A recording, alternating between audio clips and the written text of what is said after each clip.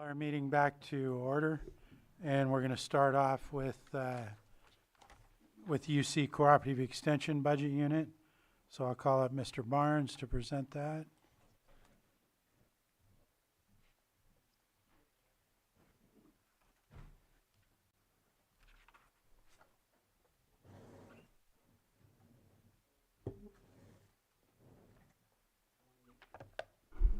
Good morning, Board, Chair.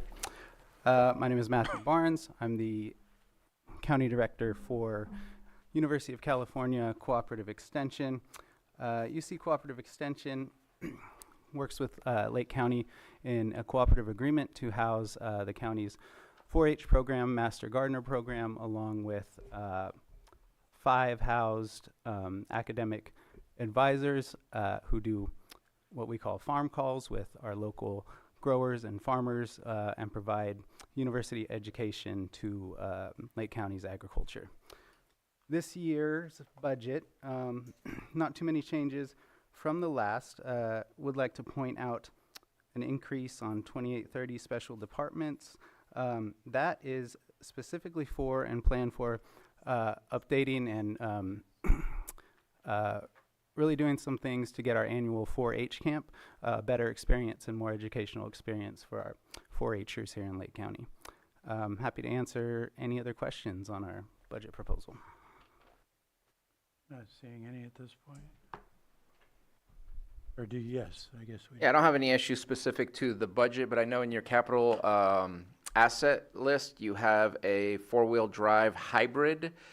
That is not my problem. 34,000? Is that enough? Does not sound like enough, because it says 2026 Ford Maverick Crew Cab, all-wheel drive hybrid truck. Right. I believe those numbers have been a rollover from last year in a lot of ways, because that was originally in last year's budget allocation, and the vehicle is here. So that exact number, I'd have to kind of look at how we are purchasing and what step in the process we're at for that. Okay, so that might change towards the final as you get more accurate numbers on that? Yes, it might. That was my only question.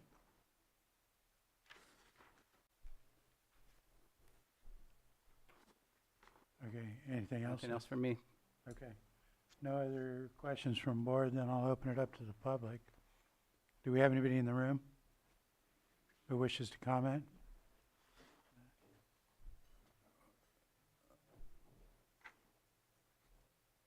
Not seeing anyone in the, you have a comment? No. Okay. All right, do we have anyone online? Okay, then I'll close the public comment and bring it back to the board for final action. I'd like to offer the UC Corporate Extension Budget number 6131. Second. I have a motion and a second. All in favor? Aye. Aye. Opposed? Hearing none, that carries 5-0. Thank you for being here today. Thank you, Board. Yeah. Matt?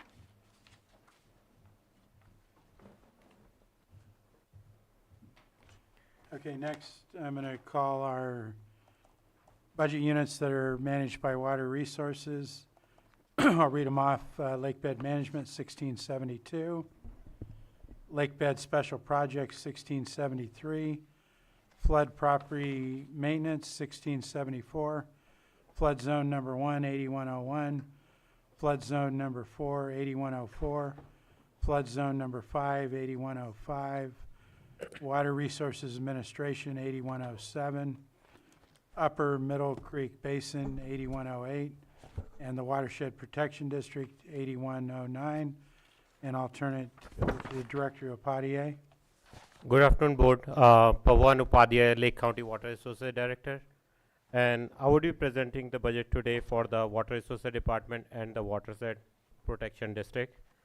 So some of our key programs which we manage includes lake bed management and aids to navigation, flood control, specific levee maintenance, and Adobe and Highland Springs dams operation and maintenance, Middle Creek restoration project, Highland Springs recreational area management, stormwater NPDES compliance and water quality monitoring, invasive mussel prevention and aquatic invasive species management, fish habitat protection, more specific Clear Lake Hedge habitat protection and Clear Lake Hedge recovery efforts, groundwater sustainability, Sigma implementation, watershed restoration and hydrologic studies, and as well as public outreach and education. So the first of our budget unit is 1672, which is the lake bed management, and there is no significant change from the previous years. And the goals and still remains the same. For business unit 1673, which is lake bed special program, there is also no significant change from previous years. So are we taking questions? If there is any, I'm not seeing any right now. Wait till the end. Okay, go ahead, Vice Chair. So the lake bed leases are all being paid and everyone's on their payment plans and, Yes, so there, yes, yeah. I mean, the one which has been pending, they are on the payment plan and they have made the payment for 25, 26. okay, and so we don't have any others that are No, out there? yeah, there is nobody which is outstanding or like which has not been into our system. Okay, great, Yeah. thank you. So the next one we have is business unit, budget unit 1674, which is flood corridor maintenance. So most of the revenue from this comes from when we acquire a parcel for the Middle Creek project. 20% of that cost goes into the maintenance for the tracks. And we are anticipating a couple of tracks to be acquired this year, or parcels to be acquired. So there would be some changes to this, and then we will adjust it at mid-year, depending on which parcel and how many parcels get acquired for the Middle Creek this year. And one is in progress for that right now. Next budget unit is 8101, which is flood zone 1, Adobe Creek and Highland Spring. So revenue and expenses adjusted for previous year to reflect the official grant agreement budget from previously awarded congressional funding. So this was already awarded but was not in the last year, so that's been a major change compared to last year. Then we have budget unit 8104, which is flood zone 4, Scotch Creek. This one also there is no significant change from the previous year. And then we have 8105, which is flood zone Kelsey Creek. In this one, yeah, we have adjusted revenue and expenses from previous year to reflect the official grant agreement budget from previously awarded congressional funds. So, if there are any question on flood zone 1, I guess I can take it now. I don't believe we have any questions right now. Okay. So next one we have is 8107, which is the Water Resources Administration. This one also doesn't have any significant change. It's just the reimbursement which comes from general fund or the cannabis tax funded positions that has been adjusted to account for the COLA and merit increase, which would be a little bit different from last year. And then next one is 8108, which is Zone 8, Upper Middle Creek Basin. This one also doesn't have any significant change from previous year other than the FSRP project, which was a significant chunk in last year budget. And because that project is complete now, so that has been closed out, and this no longer reflects in 8108. I have a quick question on that. For this, would the Caltrans mitigation project, would that affect this area and zone? No, so Caltrans, It covers some of the levees in this situation, or this area, right? yes. I believe the Caltrans might be in our watershed protection district, Okay. but I might not be accurate, I think. But it's still included? Yeah, it's there. Okay. That's like whatever we have spent down or whatever is remaining, it still sits in our account. It might be either on this one or 8109. Okay, and do you know of a date that they may be starting? or- We are planning to move forward this summer. Okay. Coming August or Okay. September sometime. Thank you, It's in planning right now. thank you. And we have made some changes. We had a meeting with Caltrans just to make sure that the hurdles we are facing, which was making it not to move forward, Mhm. to make those changes so we can move forward with that. Thank you.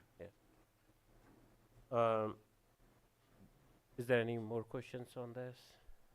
I don't believe so right now. Okay. The next one and the last one is, I believe, is 8109, which is like probably the biggest one, which is the Watershed Protection District.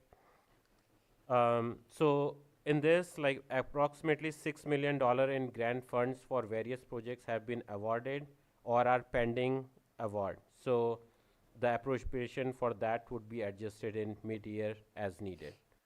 So it's because it's in progress right now.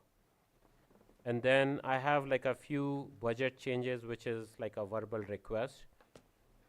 So the first one is to reallocate appropriation to capital fixed asset for the grant funded equipment purchase, which would be moving it from 28109 781.28-30, which is the special department expense, to account number 28109 781.62-74, which is the capital fixed asset equipment.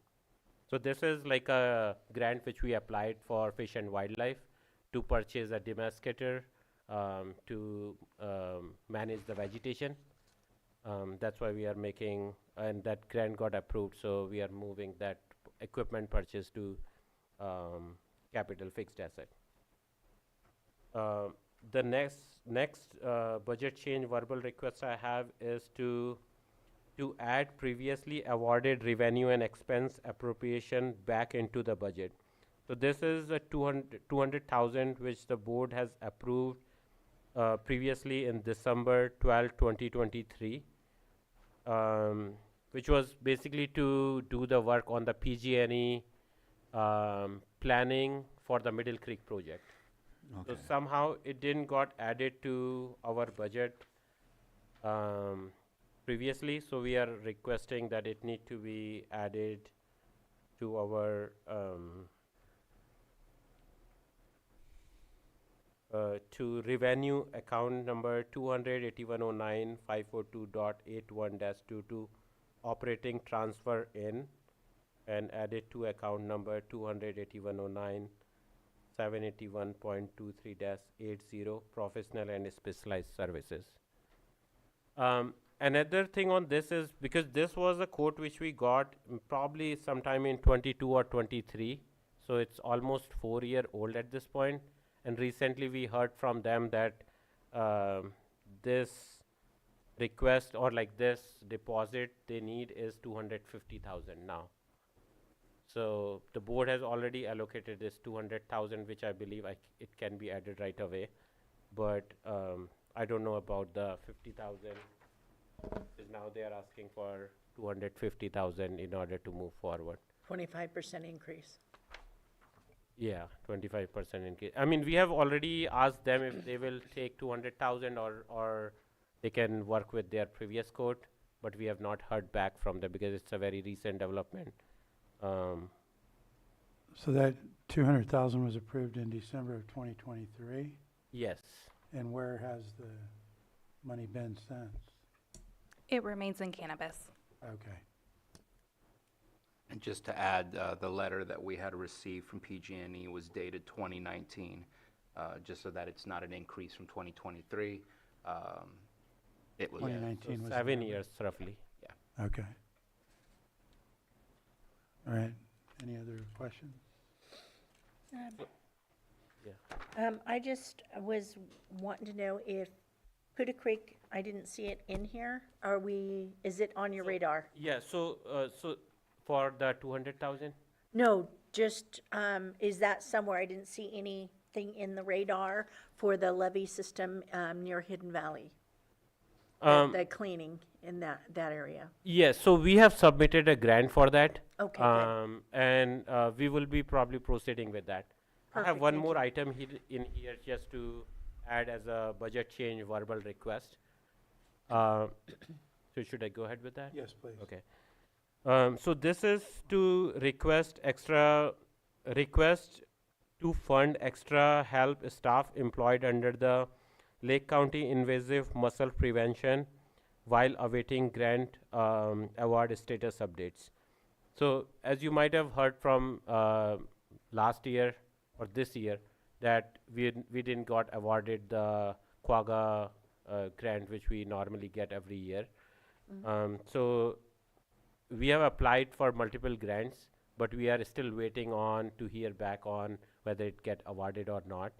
So we are requesting board to basically cover that cost for 6 months at least, because even if we get it awarded, probably it would be few months, or by the time it becomes ready to use, it would be almost 6 months. And the cost for that is for in order to run the extra help staff is for 6 months is, as of today, is 270,000. And we are also planning to come to the board over this next few months to basically update on like what changes we can make, whether it's raising the sticker price or like to have basically an application fees for that various tournament which happens in the lake, so we can organically increase like our revenue, because right now I think we are the only lake who doesn't charges any fees for most of these things, and that's where we are like totally dependent on the grant. But once we have some of the fees raised for the tournament or other things going on, which is normally charged at other places, and also because our sticker price has not been raised for a very long time, so maybe we'll update the board and then probably we'll go from there. But as of now, I think we will need that's 270,000 in order to keep our program going at the pace we have right now. I think go ahead. Supervisor Sabatier? I'm looking at your reserves for watershed protection district.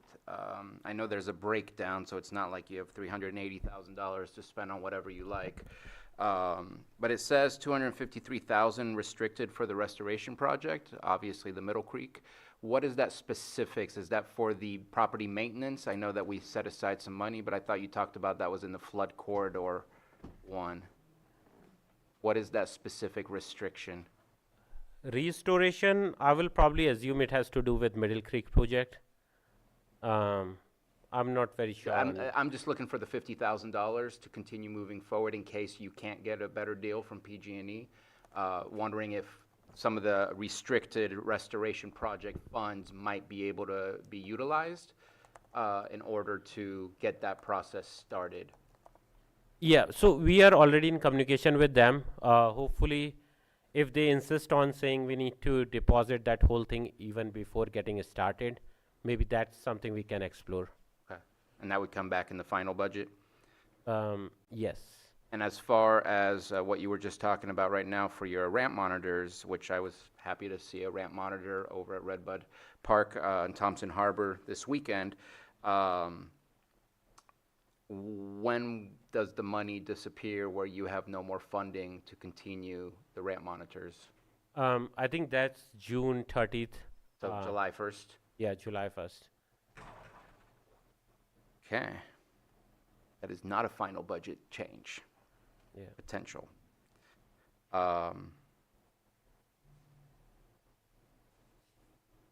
Okay. I don't know how to go from here. And for the PG&E one, I think we are planning, just to keep pace with the project, I think we are planning to move forward sooner than the next budget one, because that would be few months. I don't know how, is there any other process where we can utilize our deposit, like the reserves, before the next budget hearing? If you take it as a separate item to the board.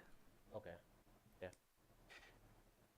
And while I'm kind of at a loss as to what to do about the ramp monitors, I guess I have two comments. One, we can keep paying for ramp monitors for lifetime, and what we still have is a porous lake and a ramp monitor that tries their best but doesn't have, they don't each have a dog, so on and so forth.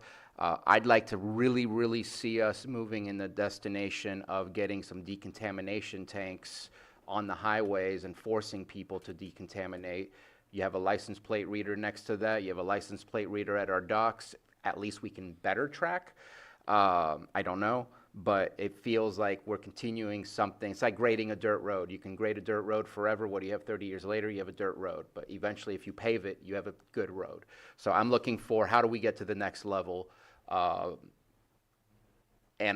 I don't know what the answer is to the ramp monitor, but not having any is not the answer either. And so maybe a further conversation on Wednesday. I just don't know how we do that. So that's my comments. I have a, Go If we ahead. can respond to that. So Yeah. I think that work is still in progress, like we are looking into the dip station one, but I don't know whether that will completely eliminate the ramp monitors. I mean, the only way which to be not that dependent on like either county funds or the grant is just to increase the fees, like more revenue coming in from that side. But because we don't charge for anything, so I think that's where the short we get short on the budget side. So I think the one, I mean, we won't be increasing it to all the way where we cover 100% of the cost, but I think if we get to a substantial amount, let's say 50, 60, 70%, I think the rest can be covered with either grant or some other sources.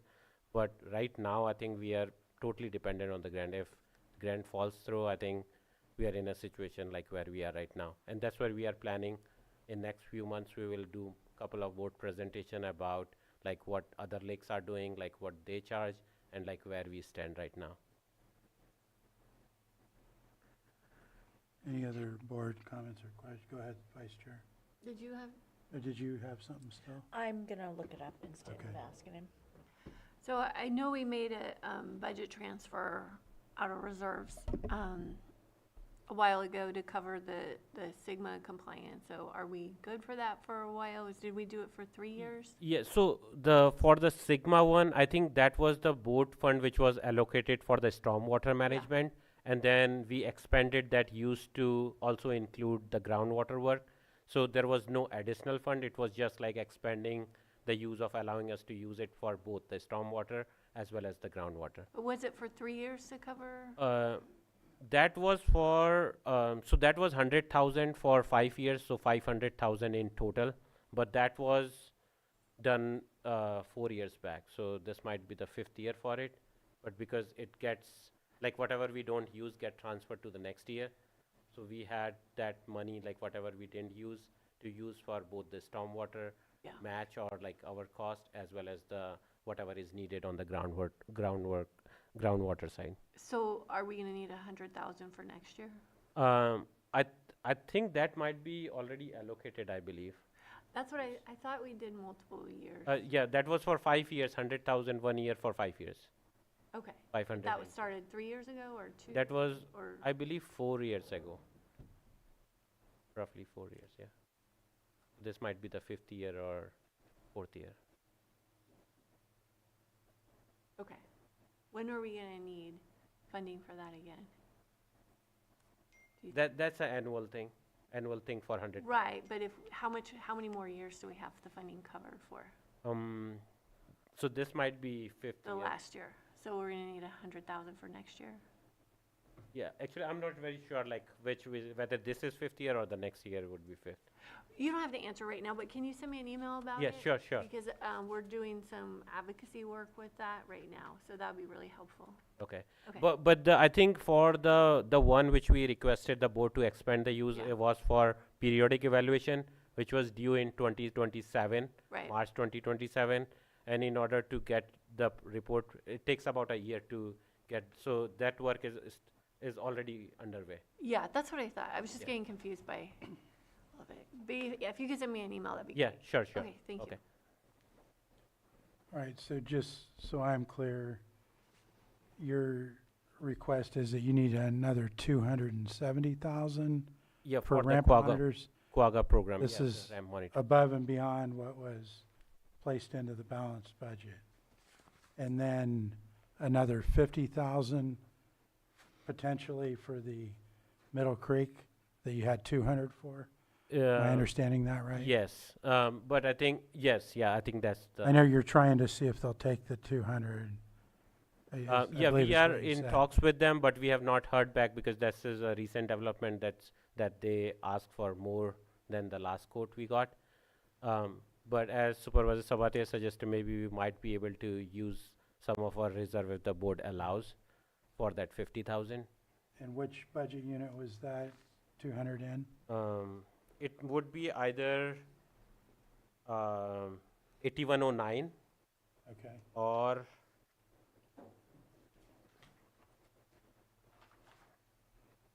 8108. And Either. 8109 is where the 270 request would be. Yeah, 270 will go in 8109. That's the Quagga monitor. Do we have any other board member questions before I open it to the public? Not seeing any. I'll go ahead and open it to the public in the room first.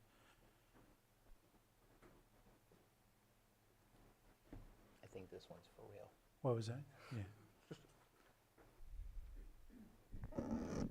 Thank you, Mr. Chair. Elizabeth Larson with Lake County News. I'm glad we're talking about the ramp monitoring because for the past two major holidays, they have been largely absent from one of the major ramps in the county at Lucerne Harbor Park.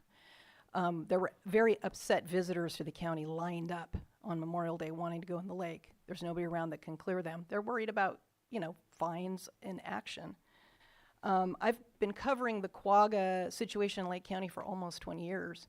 Decontamination stations aren't new. They've been talking about them, and I'm just wondering why, A, we don't have any permanent ones yet like you see in Tahoe.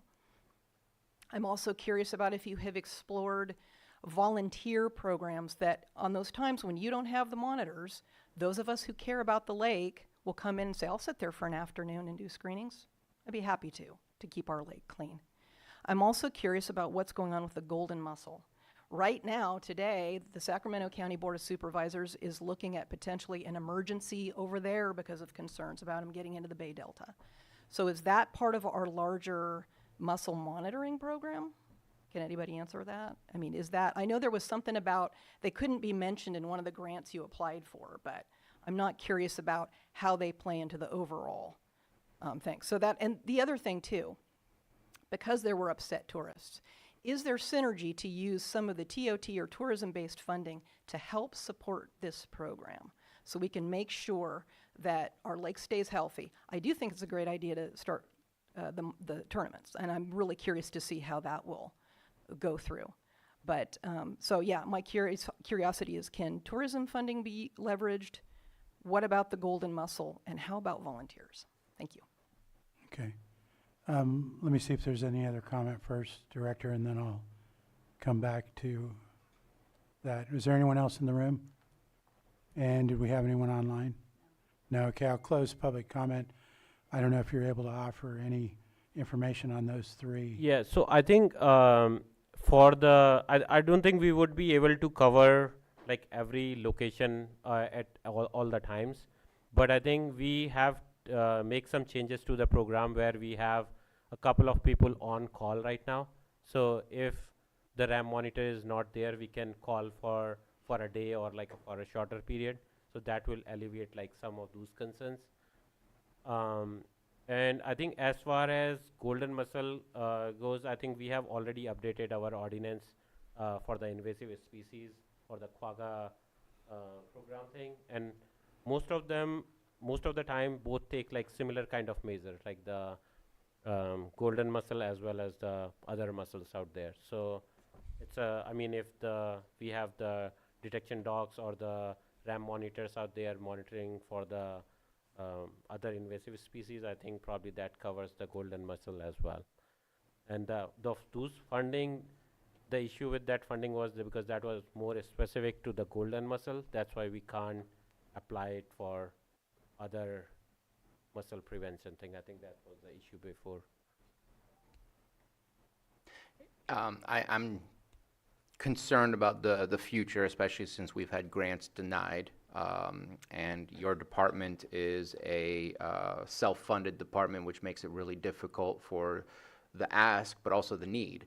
And I'm just hoping that we do start really asking for decontamination of boats through our community projects with our federal partners, because the fact that we don't have one and we potentially are losing or diminishing our ramp monitoring program is a struggle, because our lake is already struggling as it is. I get a great view of the lake from my house. Memorial Day weekend, at least in the South Arm, was just not packed with boats the way that it should be. Granted, you would get a very clear lake, but you would get some horrible disasters that come from the mussels coming in. So the fact that the golden mussel is getting as much attention as it is, the fact that it is spreading as quickly as it is, and the fact that we're talking about a potential lack of monitoring due to resources, I think we just need to really start looking for alternatives to what can really help our lake and keep the lake the way it is. So just want to put that out there, but we have to have the conversation on Wednesday. Saying no today just seems absolutely ridiculous, but saying yes is a bit of a struggle, because that means losing something else. So How many ramp monitors do we have employed right now? So we have 17 ramp monitors and 1 coordinator. So Okay. And when I was asking some questions over the past couple of weeks, there were some new ones that were in training. Yes. There was like 6 or 8 in training. Yeah, from Is time that part to of time. the? Yeah, that would be included in that. So we have actually 20 in total, 17 RAM monitors, 1 coordinator plus 2 on call. That's the current condition. But from time to time, because people leave and then we fill those position in, so we get training and other things. That's like an ongoing process for that program. Okay. All right. Are there any, Go ahead. are there any harbors or any areas that the monitors are reluctant to work at? Nothing very specific. I think it depends more on, like, if something personal comes up with the RAM monitors, then we have to arrange for, like, who gonna replace them. To replace? Yeah, and that's why we have taken a step to have somebody on call. So if somebody leaves, so we are not just shifting somebody from some other location to this location, rather than we are bringing somebody new. Okay. Supervisor Owen? The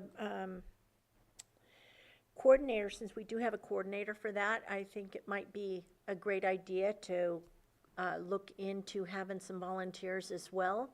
And is there any signage when there's nobody around for them to call for somebody on call? I mean, how do they find out how to get inspected?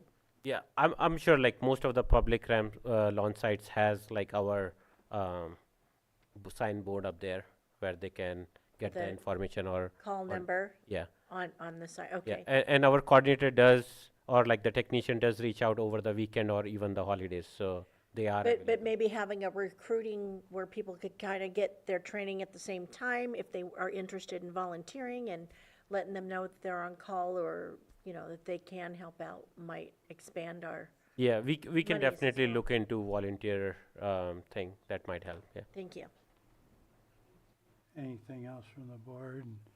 I'm okay with the units that we could talk about Wednesday, but hopefully we can approve some of this today.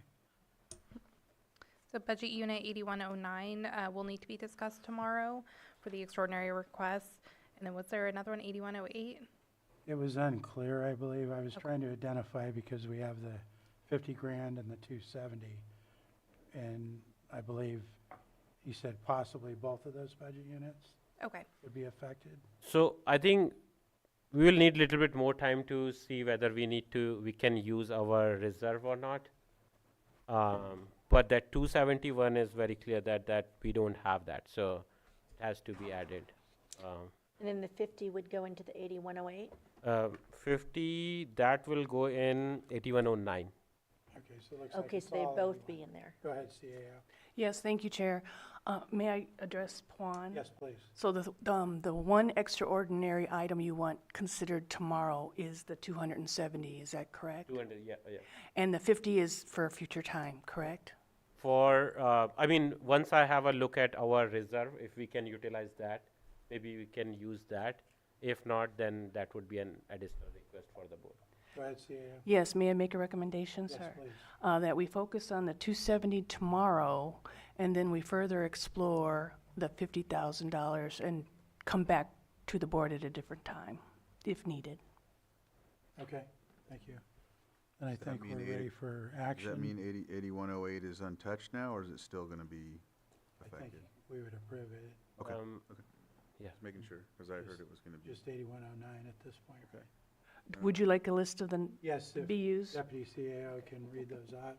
So it'll be budget unit 1672, 1673, 1674, 8101, 8104, 8105, 8107, and 8108. So moved. Second. I have a motion and a second. All in favor? Aye. Aye. Opposed? Hearing none. Go ahead.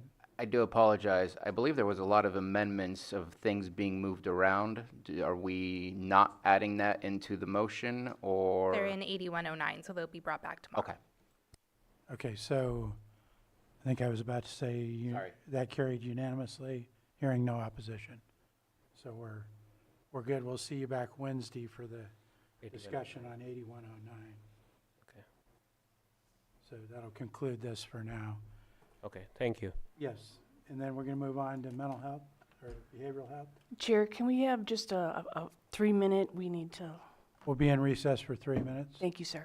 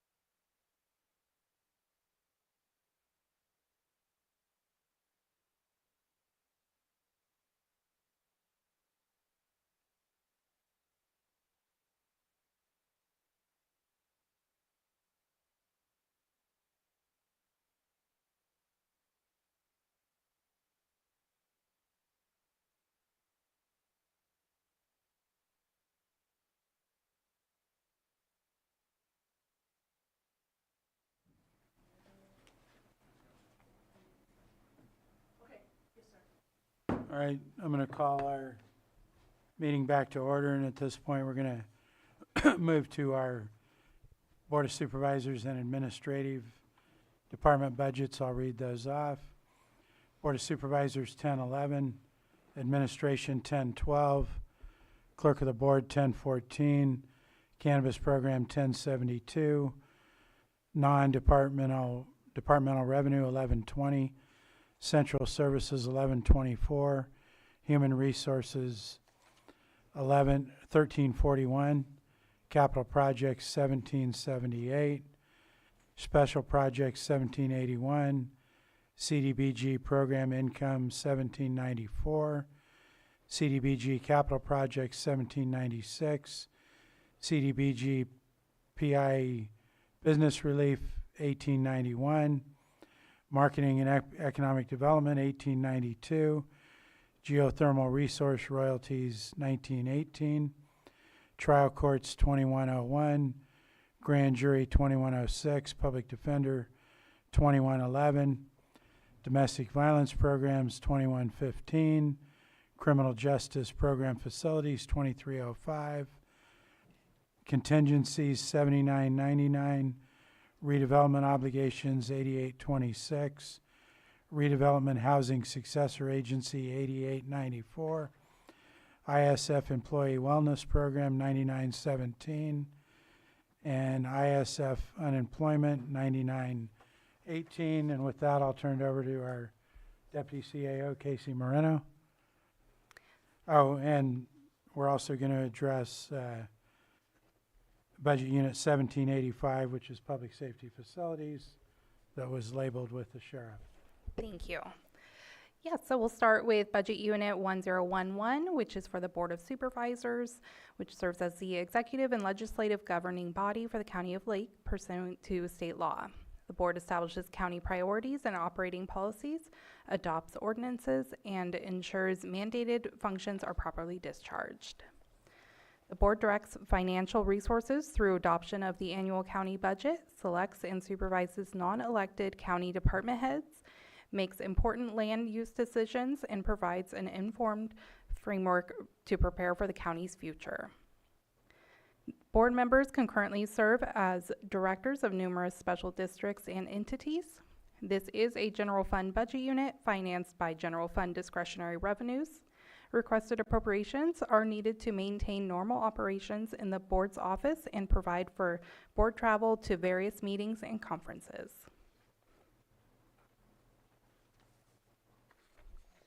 Do we have questions, or do we I don't see any. keep moving? right now. All right, so next up is Budget Unit 1012, which is the County Administrative Office. The County Administrative Office performs general administration and management of county government functions under the direction of the Board of Supervisors. The CAO also serves as clerk to the Board of Supervisors and the county purchasing agent. The office is responsible for direct administration of more than 20 budget units. One of the primary functions of the CAO is to oversee preparation, adoption, and administration of the annual budget. The CAO serves as the chief of staff to the Board of Supervisors. CAO provides support and leadership to the county department heads and partners. Any questions? Any questions? Don't see any. Next is Budget Unit 1014, Clerk of the Board of Supervisors. So this budget unit maintains official records of the Board of Supervisors, prepares board agendas and takes minutes, maintains the county ordinance code, and publishes legal notices mandated for many types of board hearings. Don't see anything. Budget Unit 1072 is Cannabis Program. So this receives revenue from cannabis cultivation taxes, grow site development, and environmental planning permits. And also is a pass-through for the Proposition 64 grant program. We have one question. Yeah, it's showing a net cost of $1,720,000.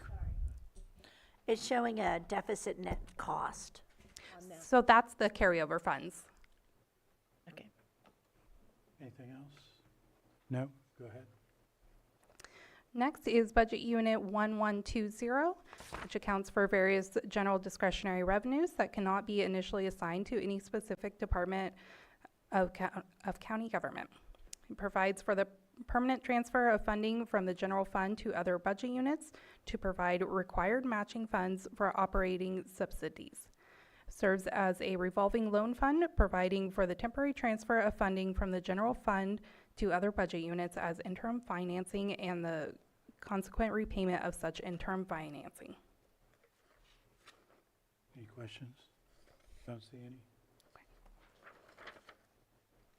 Next is Budget Unit 1124, Central Services.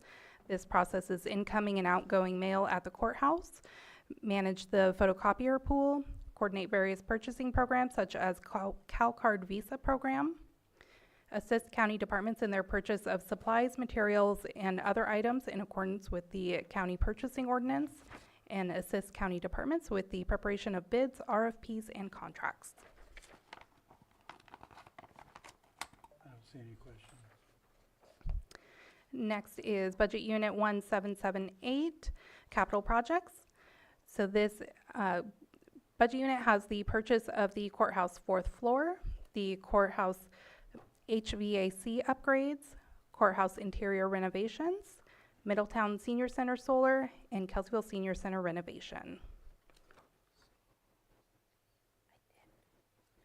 I apologize, I skipped human resources. Deanna, you want to come up?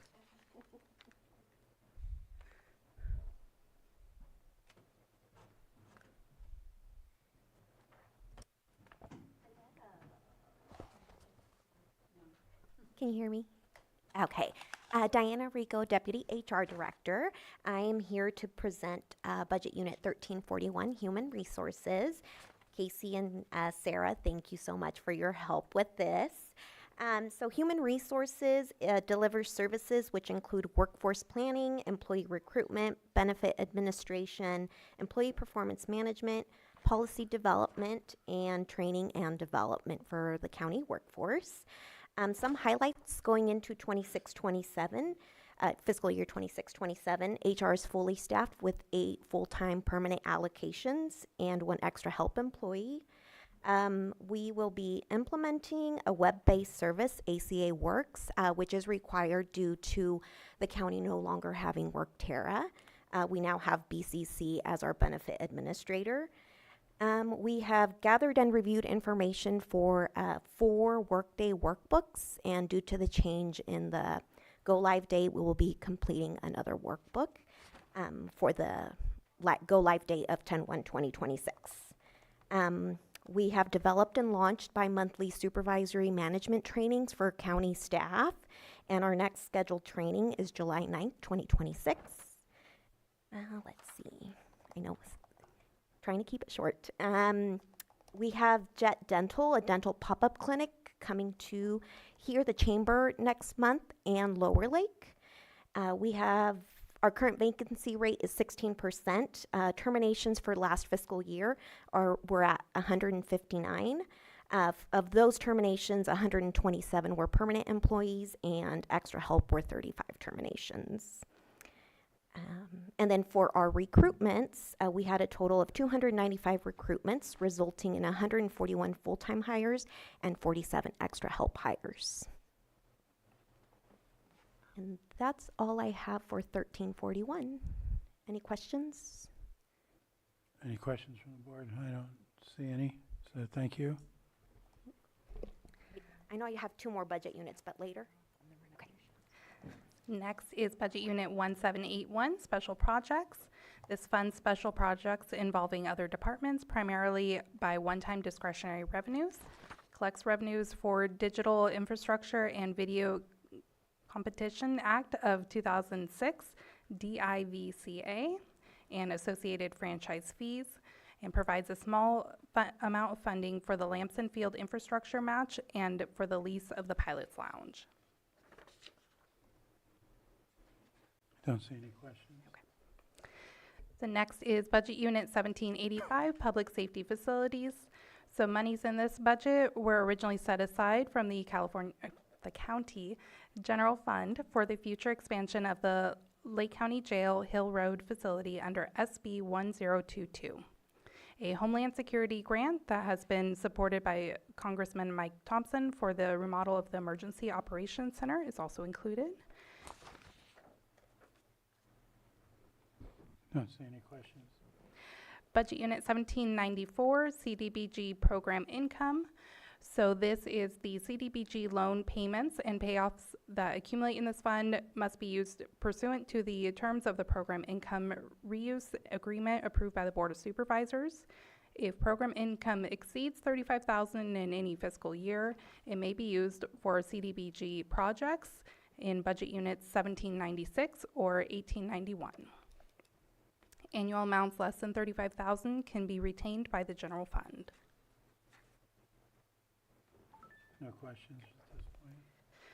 Budget Unit 1796, CDBG capital projects. This budget unit provides funding to capital projects financed by the Community Development Block Grant Program.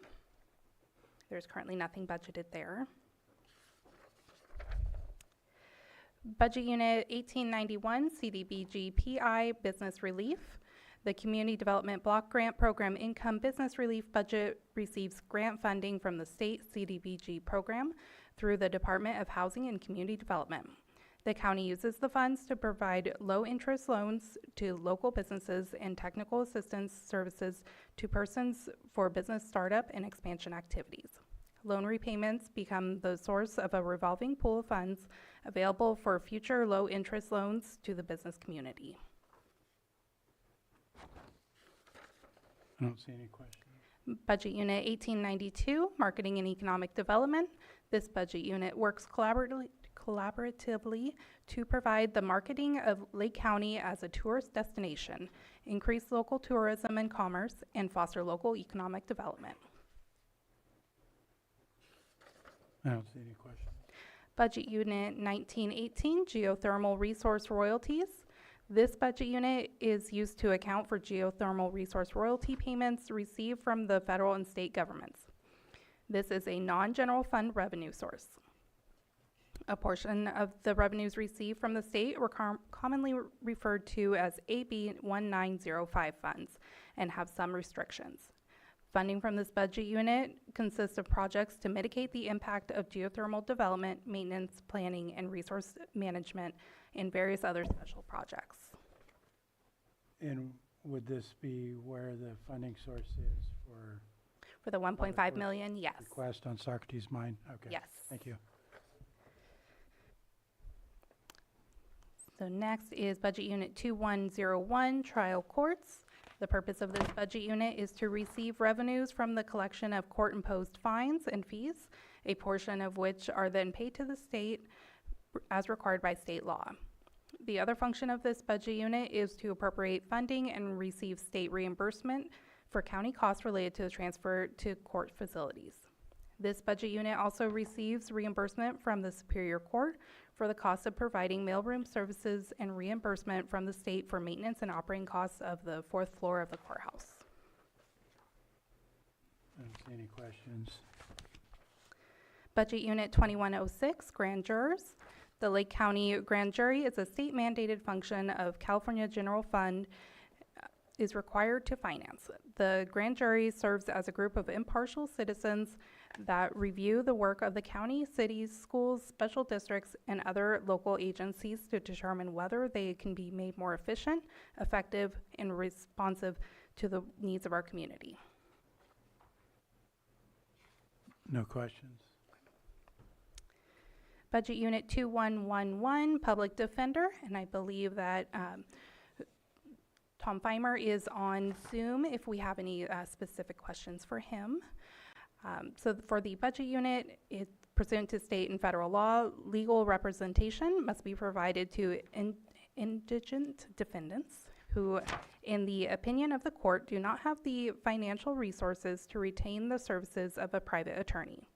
In addition to the legal proceedings, funded by a flat fee, this budget unit includes funding for court-ordered services to provide ancillary services, including expert witnesses, verbatim transcription, interpreter services, psychological evaluations, forensic testing, and the cost of court-appointed attorneys that are legally mandated when contract public defenders cannot serve because they have a conflict of interest with a case. The general fund provides the majority of funding for this budget unit. Pursuant to AB 109, the Public Safety Realignment Act, and AB 118, Realignment 2011, the state provides funding for revocation hearings of post-release community supervision persons.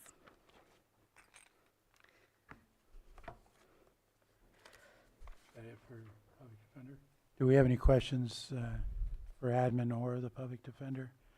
Not seeing any at this point. Budget Unit 2115, Domestic Violence Programs. Pursuant to state and federal law, legal representation must be provided to indigent defendants who, in the opinion of the court, do not have the financial resources to retain services of a private attorney. It's the exact same thing as this one.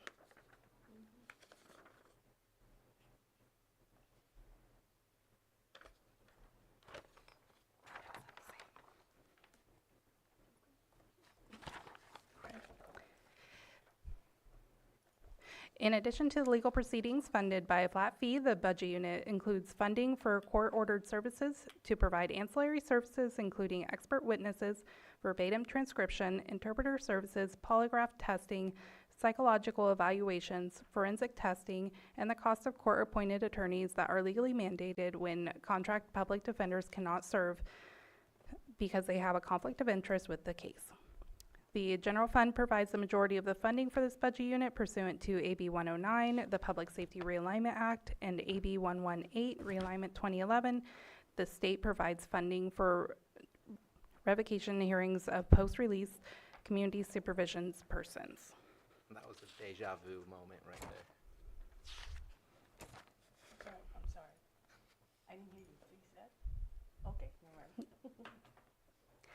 Budget Unit 2305, Criminal Justice Facilities. This budget unit accounts for funding allocated to the Criminal Justice Facilities Temporary Construction Fund pursuant to state law and the Board of Supervisors resolution. The funding for this budget unit consists of a portion of court-imposed fines, which are allocated for purposes of maintaining and operating courthouse and criminal justice facilities.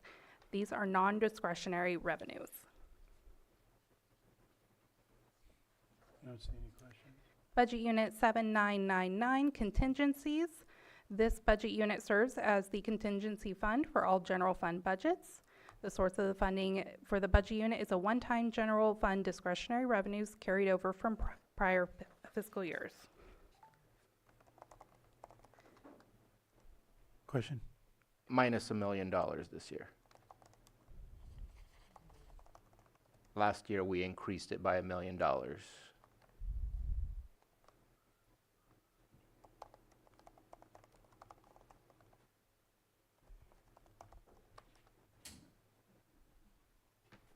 Mr. Carter? I'll go ahead and look it up, but 4.5 is what we budgeted last year and this year, 4.5 million. 'Cause I know it was requested, it's in my notes, and it went up last year, and I'll look it up. I'm in Navaline right now. Do we need to bring this back tomorrow? No, we had talked about how things are more expensive and that a contingency might want to increase with CPI costs, and so we had added $1 million. It's possible that I made a mistake and that in final that wasn't in there, but I know we had talked about it. It does show 5.5 in current year. Yeah. So Supervisor Spate is correct. Yes. Not trying to correct it in the sense of adding $1 million, because then we would be completely off balance. Just wanted to make the statement that we took back $1 million.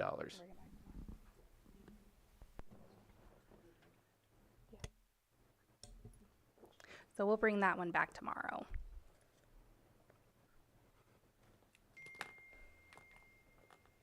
Okay, go ahead. All right, so next is Budget Unit 8826, Redevelopment Obligations. The purpose of this budget unit is to repay the housing loan and general fund loans made by the county to the former redevelopment agency, with 80% allocated to budget unit 1120 and 20% to budget unit 8894 for housing projects. This budget unit is funded by the Redevelopment Property Tax Trust Fund. I have a question about that one.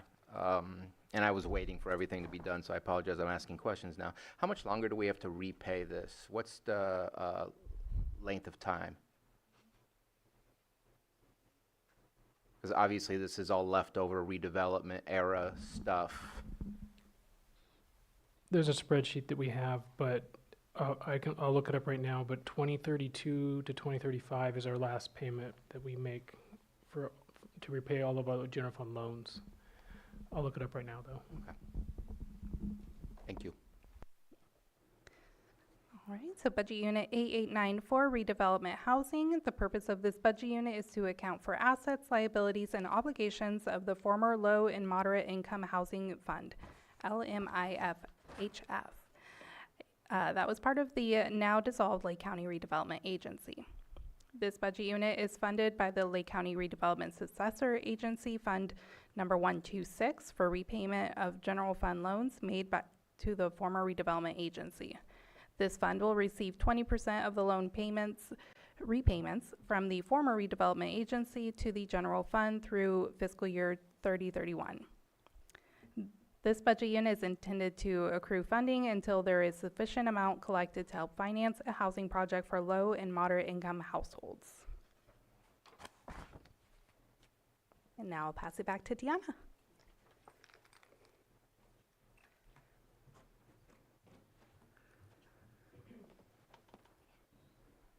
Okay, and the last two budget units for human resources are 9917, which is the employee self and wellness.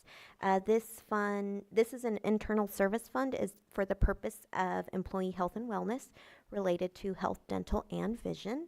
And this fund is used to pay for AirMed, our REACH for county employees, permanent employees. And then I'll move on to 9918, the internal service fund for unemployment insurance. This is to pay for unemployment insurance for those employees that have filed claims. And for fiscal year 25-26, we had a total of 82 claims processed. And this is as of May 30th, so we might have a few more. And I think that's it. Any questions from board members on that? Okay, thank you. Anything else?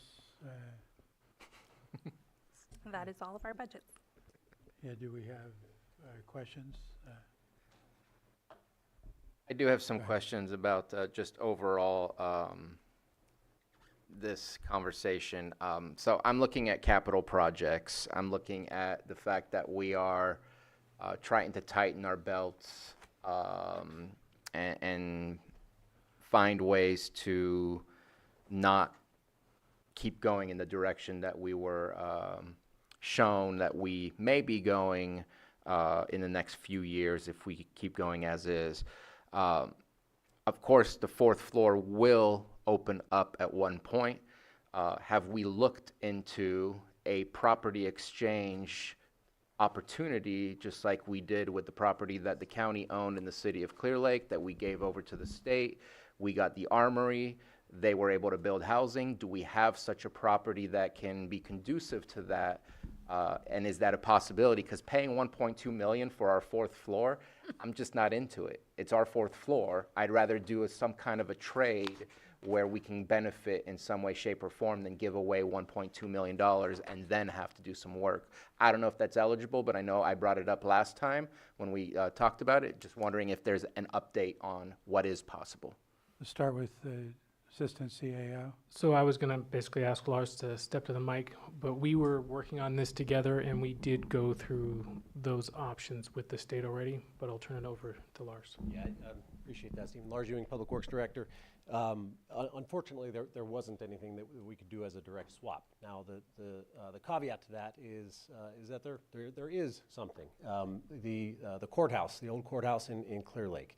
The county still has equity in that. I believe it's 26% equity in their facility there, the state's facility there. And so in balance of $330,000 of equity that the county has in that facility, and the state's 30% equity in this building after the appraisals, we end up with a net 1.1 million. So the actual state equity in this building is 1.4 million. So 1.4 for this building. Take out the state's equity of 300,000. I'm rounding here, but we end up with 1.1 million. 1.2 was put in there for, I think, for contingencies as far as the. Because it was like 1.15. Yeah. But it was not a straightforward swap like we had with the Armory. Was that before the road was fixed? Because curb appeal can change that. Yeah. I'm still not sold on giving the state money right now when, I mean, we'll see what the budgets do, but like we're tracking the budgets to see how hard things are going to be. And I struggle with that. I also struggle with, and I'm going to guess that the 2.9 million for the courthouse interior renovations is not just this chamber, it's all of the above together. Right. But at this moment in time, with the way that our folks are struggling out there, the way that we're struggling budget-wise, redoing this chamber, it functions. Is it the best? Probably not. But I'm not in favor of spending money on this chamber when I want to be spending money on the people outside that are giving us their money to do stuff with. So that's where I stand on that. I will say that I think we lack certain equity in where we do some of our projects. And I would really like to maybe identify in the capital asset list where these projects are happening, because I really feel that there's some underwhelming areas that are, I'm not going to say ignored, but forgotten at times, versus some areas that consistently get a little bit more attention. And that doesn't feel good to me, because people live in those places and they need that same level of attention in order for their economy, for their communities to thrive and become better. As I go through this capital asset list, I'm not feeling that we are approaching this in an equitable way. And if there's a methodology, maybe we need to be more transparent about the methodology, just like we had a conversation with Director Ewing about sometimes your road might not be as bad as the other road, but the cost savings of doing that road first might provide a good reason as to why we're doing such things. And right here, I'm not seeing that other than a list of things to be accomplished. I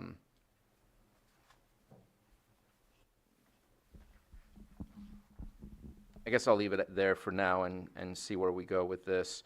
But I think that there's some funding in here that we should be able to find, and hopefully on Wednesday, staff can come back with what it is and where it could come from, because we have to have a robust conversation about the monitoring program, and just not having anybody there is just not good enough. So just looking at that. And the $1 million, was it not accounted for, or it's balanced with the 4 million that it's back at now, the budget? It was not included, so we will need to put it in. So, I mean, I'm not looking to put it back in, because if it requires pulling $1 million from somewhere else, I'm just wondering, is there $1 million that suddenly was found because of that wasn't placed in other budgets? Or if we want to go back to 5 million, it would require finding $1 million from somewhere else? We'll have to take a deeper look and bring it back tomorrow. Okay. And I guess I feel the need to ask very specific questions because of some of the scenarios that we've been put into in the past year or so. At this moment, the budget you are offering us, do you feel that it is structurally balanced? Yes. So even though it is aiming towards a potential loss, at least for the year, you're saying it's structurally balanced? Structurally, yes, because ongoing costs and ongoing revenues are balanced. It's those ancillary charges that we're going to have to take a look at and potentially scale down. And so what is the biggest reason that we are looking at that negative forward progress into the future? Is it because of salaries or is it because of ancillary? You know, I'm not exactly sure what. It's specific departments are not bringing in the revenue that they're expecting, and so over multiple years, that has added up. There has been additional one-time funding approved by your board. So there's been a few different things that have gone on. To say it's just salaries, I wouldn't feel comfortable with that. But we will have to take a deeper dive into it, and we do have some scenarios for tomorrow to show what a potential reduction would look like. Okay. I know that when Supervisor Crandall and I first came in, our total general fund number of staff was 391. Before that, it was 397. So let's just say it was under 400. And now, in 26-27, we're at 444. And it concerns me that we've added that many positions, and I think that we all fell slightly into the COVID trap, where there was a lot of money. And what I'm not seeing is a massive, yes, we saw a reduction, but I think that at one point we talked about it, and I think we brought it back to talk about it, and we never actually, I feel like we didn't do it, which was the finance management plan, the, what was that plan called, where we were in trouble because of 2015 going on, but we had some kind of plan to reduce. Yeah, fiscal crisis management plan, thank you. And we were supposed to reduce staffing by a certain percentage until we felt we were right there. We did the opposite in the long run because of the flooding of funding. We see this happening to our schools, where now schools are having to really do some cutbacks. And I think we need to bring something like that back to really go along with the plan of how not to get ourselves into the situation that was provided to us earlier. Because if we just have people getting paid, but we're getting rid of the ancillary, part of the ancillary is doing their job to provide services to the people. So we're gonna have to balance that out. How much cannabis was used to help out with balancing these budgets? Let me take a look. Hang on just a second. Chair? Yes. While she's doing that, I'd like to make a comment regarding the fiscal crisis of 2015. Is 2015? Before my time. Around that time. What the steps we're taking right now are those uncertain pressures, the pressures we can't control. Energy costs, the war, logistics, the cost of goods and services that are, almost exponentially increasing, and our revenues are not. So that's one of the reasons we brought this forward to the board now. I called it a fiscal challenge because I think if we make some corrections now that aren't as severe, the impact will be minimized, but we'll still have the effect. I don't want to wait until we've gone past third base and it is a full-on furlough layoff situation. That's what we're attempting to avoid, to maintain at least the basic services, and more if we can afford it, but also not have that economic impact that a crisis would create.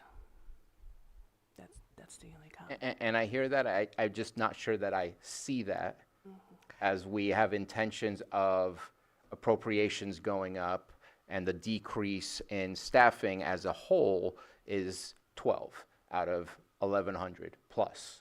And so we're looking at maybe a 1% decrease with an increase in anticipated costs. So I'm struggling and just putting that out there that we need a deeper conversation. Do you have any departments specifically that you feel we should be paying attention to because of concerns to financials? Really, all of them. I mean, we are looking at every single department a lot closer than we have been. To say that there's one that's above the other, CDD, behavioral health, social services because of HR1 impacts, all general fund budgets. Really, we're looking at everybody a lot closer than we used to. I believe Supervisor Crandall was next. Yeah, I forgot. Go ahead. Well, I mean, this is not a time to panic. We've been having these conversations for a while. I think tomorrow when we look at projections, we're gonna look at different types of projections to see how the changes we are adopting today and yesterday are gonna impact that downward trend. And I think it's really important that we do that. So I think you'll have multiple projections for us to take a look at. That's really important, and we have to pick a path and we have to stay on it. And there are gonna be difficult decisions that we have to make, but at the same time, when we're talking about our infrastructure and our buildings and our facilities and we've got bond money, we have to maintain things to a level that we don't have crumbling infrastructure that is going to be more expensive to deal with. And like I said before, these assets are where these assets are. Our county seat is in Lakeport. There's one county-owned building in District 5, and it's new. It's brand new to the county. So they are where they are, and if they need a new roof, they need a new roof now. And if we try and furlough that out, we're going to have bigger problems later. So it's really important that we keep that in mind too as we move forward. So looking forward to tomorrow. I think we're going to have a really robust conversation about that, and we have to commit to a path. And we've heard a lot of extraordinary requests. Some of them are going to be a hard no, and some of them, like we talked about with the lake ramp monitors, that's going to have to come out of our discretionary budget. We have that. And some of these choices are going to have to come from our discretionary. If it's important to us, that's where the money comes from. And we can afford that. So again, thank you for pointing us in this right direction, giving us the warning so that we can make these changes, because we have been talking about it. There was a time of high revenue, and it was our obligation to spend that on services to serve the people. That's our job. And now we have to pull that back and make sure that we stay within our means. And this is the job that we're doing right now. I think this has been really helpful guidance with admin and the auditor's office and all staff. So I really, really appreciate the work that's gone into resetting us and giving us a new direction to move forward. Supervisor Crandall, go ahead. Attrition, you probably already are working in that faction or telling everybody about it. Or encouraging, I said attrition. So I don't know, you probably are already ensuring that the directors in different departments are working towards that, considering that we're looking at, I think you said 397 and now we're at 444 positions. And so maybe when we have our robust discussion tomorrow, we can talk about possible attrition, positions that we can scale down on. I think that you probably already have that in mind, but I want to make sure we keep that to the forefront of what we're discussing as well. So that way we trim down as it goes, rather than, just waiting until we're at the edge of the cliff and making the decision. Let's just start as people, through life, I guess you could say, because I don't like going into those. In places I've worked before, I went through attrition, and it worked really well, rather than just making the cuts and putting people in a position to have fear. So, yeah, just wanted to bring that up. All right. Go ahead, CAO.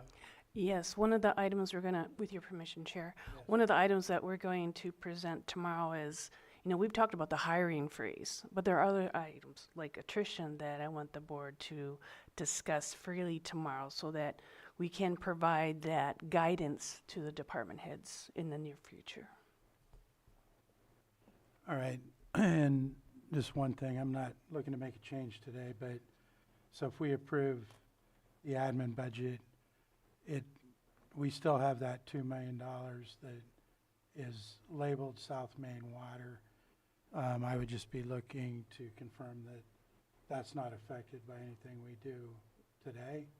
And then I would, with the board's approval, bring back an item to discuss that further down the road. So I just wanted to comment on that. Is there anything else we want to say today?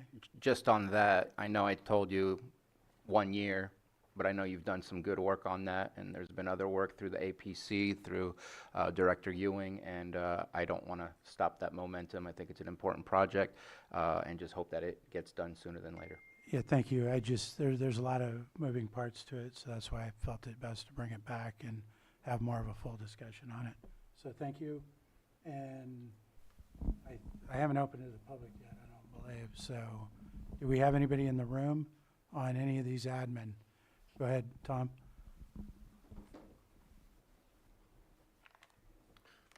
Good afternoon, Board Chair, Madam Vice Chair. I'm hearing this conversation after the budget about a fiscal crisis in 2015 and trying to be proactive and trying to avoid a problem. I think there's some truth in both of those. I hear, oh, we're going to be looking at things.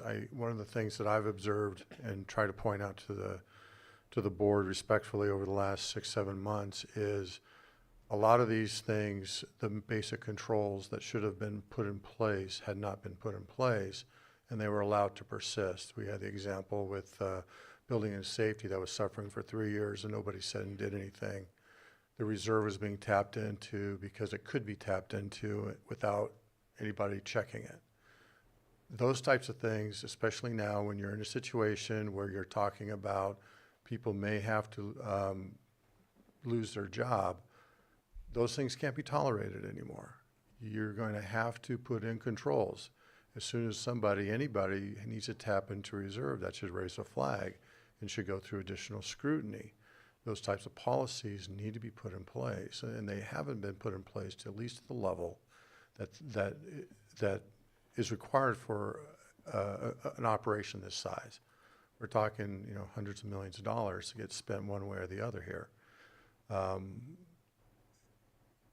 There is going to be a reckoning. There is an economic situation here. The war, yeah, that's temporary, but we are no longer where we were after the fires. We're no longer where we were 5-6 years ago, where money was coming out of everybody's pockets and into the county. That's not going to happen anymore.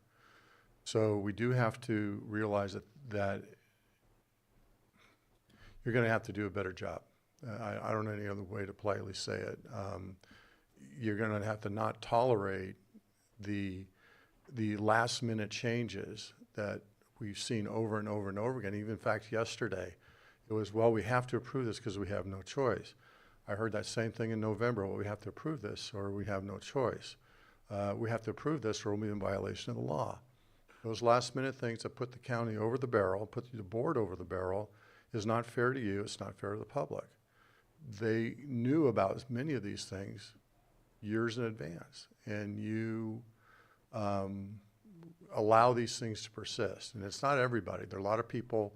Lars, for example, here has been very upfront, very candid, very precise about what he wants to do, when he wants to do it, and he lays out a very good 5-year plan. But not all your directors are doing that. And they're coming in at the last minute and saying, so sorry, I want you to approve this contract because we forgot to add this. So sorry, but if I don't get this done, we're going to turn into a pumpkin. You have to stop that. This is where leadership rubber hits the road. And I hope that we have a fine board. You guys can do the job, but you have to stop tolerating this type of mismanagement. It's not just the economics, it is the way the culture has been, that if I don't have the money, I'll just go get it somewhere else. That's not going to happen anymore. Thank you. Thank you. Do we have anyone else in the room? Lars Ewing, Public Works Director. I wanted to circle back, if I could, on the purchase of the state's equity in this building. I kind of fumbled in my answer there, and it should have gone back to the joint occupancy agreement that was established in the 90s when the state took over the operation of courts statewide. The county entered into a joint occupancy agreement for this building with the Judicial Council. It envisioned a zero-cost swap of land in the event that when the state vacated this building. And the envisionment there was a zero-cost swap if the county provided land for the future courthouse. So the land for the courthouse in exchange for the equity in this building. That's spelled out in that joint occupancy agreement. Because that did not happen, the land in which the new courthouse is being built was not county. That land swap was no longer viable. So the question to the state and the request to the state is there something else that we can swap out? I think it was important to recognize that there was a zero cost desire, but where the courthouse is being built, the ownership of the land upon which it was built, really put that out the window. So I wanted to emphasize that. And lastly, I do want to touch on the facilities. I appreciate Supervisor Pyska's mention of the county seat and the facilities, but I think it's come up enough that I think we need to come to your board for a presentation of facilities and where they are in the county. How much are we spending on them? And I appreciate Tom's comment, but that might have been specific to roads, and I think a more robust 5-year plan. We have the capital improvement plan, yes, but something that is a little bit more detailed on the facility side.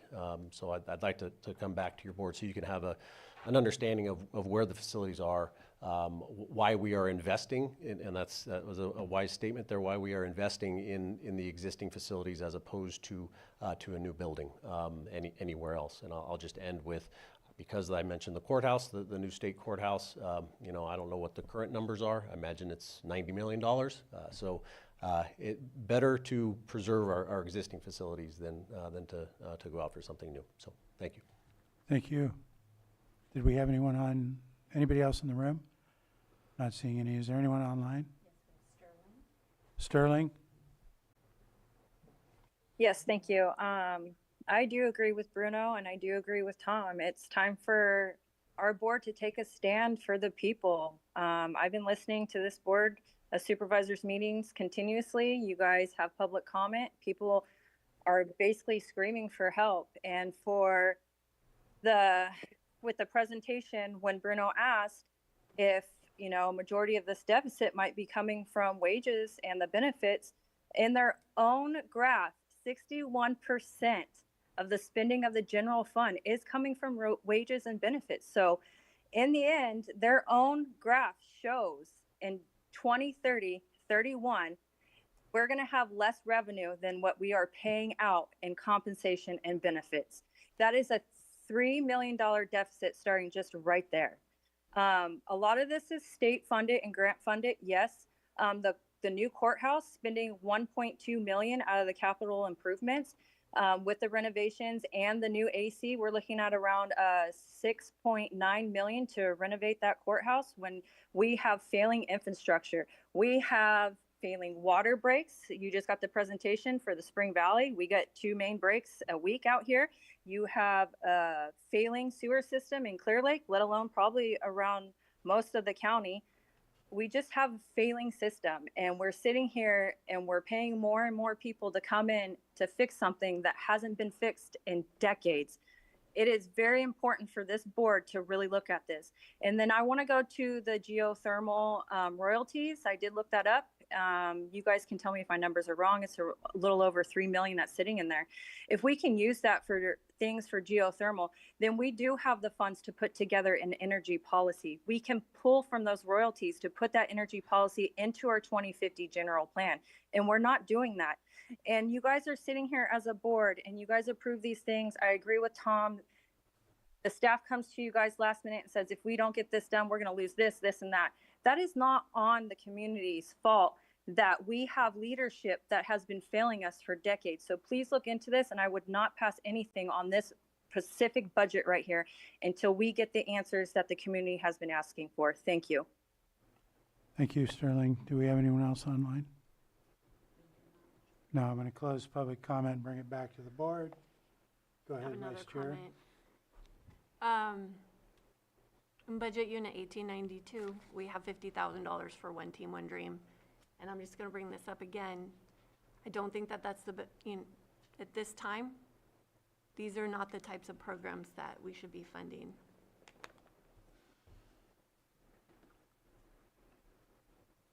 What Any- budget number was that? Jessica? 1892. 1892. Is there So any? can we bring that back tomorrow? Yeah. We have, well, it sounds like there's three of us. I'm perfectly fine with that conversation. Yeah, okay. So we'll leave off 1892 when we do the approval. I have one thing I'd like to say. One of the big increases that I noticed, obviously, we had increased wages, but insurance, that was a huge, I think, impact this year. We've seen one that went up, 800%. So, and that's something that hasn't been mentioned, was our insurance costs, which we have no control over. Little bit of control. And Little bit. did you want to say something? Or you're holding the mic, so. All right, sorry. I just have one question for the deputy CAO. Since maybe this doesn't affect tomorrow's discussion, but I know we're going to be talking about funding there's a question regarding funding the Socrates mine out of the geothermal, so can we still approve that one today? And then still potentially make that decision tomorrow on the funding out of there, or should we hold off? So as far as the budget in 1918, that is already budgeted. Okay, So it'll just be an amendment to 3011. okay, all right. And I do have a list of ones to not approve. Is the board ready for possible action? Go ahead, Supervisor. Just to let you know, if it's possible to separate out capital projects, due to my comments, even though there are some in there that I do approve of, I will not be approving that budget. What number was that? 1778. Are we bringing that back Do you tomorrow? want to bring Or it back tomorrow, or? I don't think there was a discussion of anything coming from the department or the departments that are involved in that asking for any extraordinary request. It's just me, my personal opinion on the amount being spent on this Okay. courthouse. So you just want to separate that out on any action? Okay, And if we were talking about the infrastructure that the building's gonna fall down, that's not what we're talking about, so. I will mention, though, we've been working on this with the space committee, and with the courts leaving, there's significant safety concerns that we're going to be working on. So, I don't want to get into it too much, but the security is going to be leaving, the court's going to be leaving. There's a lot of things that kind of need to be tightened up and changed. So that's part of it. ACAO? So I don't want to get too far into it, but a lot of Supervisor Sabatier's concerns were the funding in there. He might think that it potentially could be moved to someone else. It cannot. I'm not looking. It's fine. Most of that is actually the bond, so we have to use it in, there's only 10 line items that we can use the bond money on. And 3/4 of this budget unit is from the bond currently. The courthouse HVAC, the fourth floor remodel, a lot of that, the $6 million is all from the bond, and that's number one after the sheriff admin building. And that does not change anything, in my opinion. I was not a fan of the way we did the bond by saying we're borrowing 20 million, 21 million, whatever it was, that we are borrowing for the redoing of the armory and other projects. I thought that was very much lacking transparency, and it should have had much more, rather than borrowing money that we have to spend interest and payment to repay it. All of that I think is not my priority, so I don't change my mind. I think Crandall was first. Just quick. Supervisor. Go ahead. Real quick, I just want to make sure that we identify that when we talk about the courthouse, we're talking about this building, not about the new building that the state funded to build. So I want to make sure that it's clear that we're not talking about that building. The county does not have anything to do with that building. Correct, thank you. And I appreciate that because there's many people in the public that think it's ours. Yeah, and I thought that too. I had actually asked that question when I was going over the budget. I think my concern on that particular item is, I know we have a space committee, but they have not came to us to let us know what they're looking at doing on the fourth floor, for instance. Personally, I think, I would rather not do much here. I know we need the vac system, but I'm looking at the constituents before myself and my own comfort. But the fourth floor, I would like to know what I'd like to hear what we plan on doing there, who we plan on putting in there.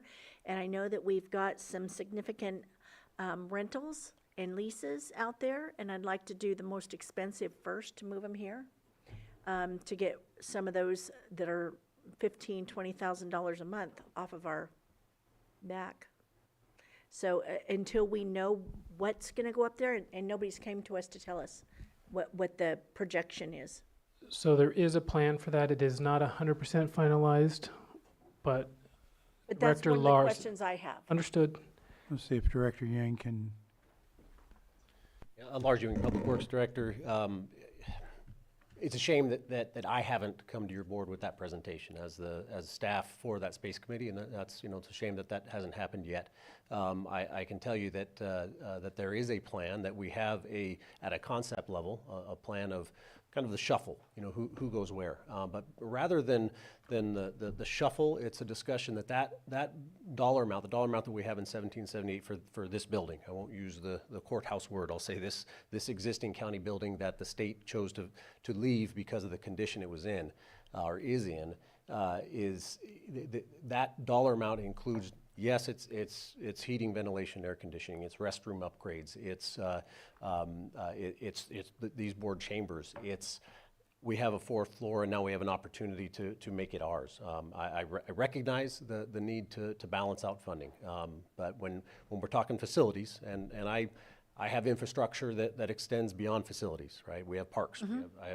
I shouldn't say I, but on behalf of your board, I oversee county roads, and so it's a recognition on my part that we do need to be wise with our funding, but we also need to be wise with the infrastructure that we do have, and so it is a big dollar amount. And I will apologize that I haven't come to your board with that presentation. The facilities discussion that I referenced earlier, I think, is a good opportunity to envelop it with that. But to come to your board in probably early July would be the opportunity to get that concept plan to your board. It is concept. It's not all encompassing of we're going to move out and redo and everybody's coming in and we're going to start from scratch. Quite the opposite. It's getting a better operations for the departments that are here, and the HVAC system, for those that have been in this building for quite some time, it's in need of a significant upgrade. So I'll end with the apology that I haven't come here, but I will be next month. No apology needed. I'm thinking how we best use our money, and I know last year I was really upset about the highest rents in the whole county we're paying, and I just want to try to get those off our back, and I wanted to know if that was the intent. That was my thought. Sure. All right, So, thank you. Thank you. thank you. Any other comments from board?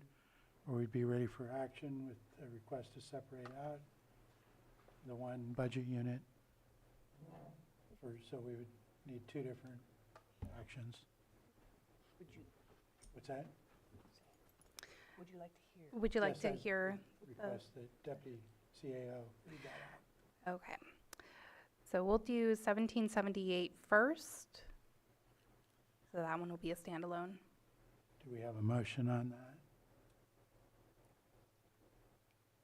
Not hearing it. Yeah, I'll move on that.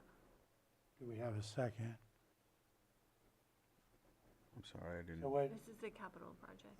there's a motion on the floor for potential approval of Capital projects? 1778 capital project. I'll second it. So I have a motion and a second. All in favor? Aye. Aye. Opposed? Nay. Okay, so that, hearing one, that would carry four Yes. to one. Okay, and the second one will be for budget unit 1011, 1012, 1014, 1124, 1341, 1781, 1794, 1796, 1891, 1918, 2101, 2106, 2111, 2115, 2305, 8826, 8894, 9917, and 9918. Can I ask a question? I didn't hear 1785. Was that stated? And 1785, I apologize, thank you. I'll move. Hang on one second, County Council? Yes, just to clarify, thank you, Mr. Chair. For budget unit 1918, are there any amendments to that? No, there are not. Actually, I do apologize. I believe we were asking to have a further conversation about 1892. We did. Was that mentioned, Casey? It was not mentioned because we Okay. will bring it back Yeah, we tomorrow. were supposed to be And pulling it. I don't see yeah. 1875 in here, the one that you had mentioned. That's because it's it back in was the sheriff's. mislabeled to Oh, the sheriff okay, yesterday. okay. Okay. Sorry so about now- that, Ms. Moreno. I just didn't catch that you And I, skipped it. I move that we approve the budget units listed out by Deputy CAO. okay, I have a motion. Second. I have a motion and a second. All in favor? Aye. Opposed? Hearing none, that carries 5-0. Thank you. And I believe we have one more budget unit to do, but I need to take a short 5 minutes. So we're going to be in recess for 5 minutes. And then we will, Director Jones, we'll start with you when we're done with break.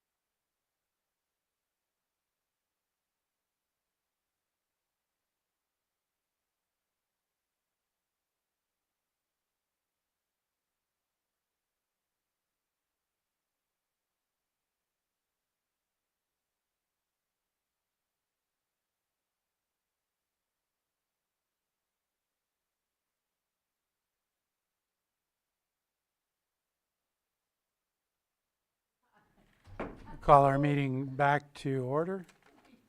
And this will be our last budget unit for today.